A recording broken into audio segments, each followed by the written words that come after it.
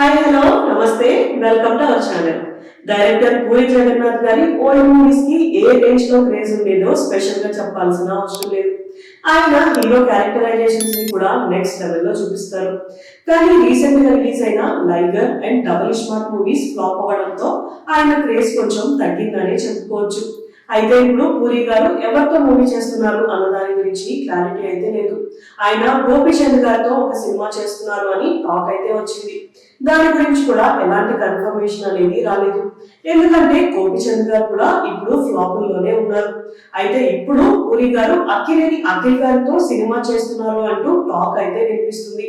అఖిల్ గారు ఇప్పుడు లెనిన్ అనే ఒక మూవీతో నెక్స్ట్ ఇయర్ మన ముందుకి రాబోతున్నారు.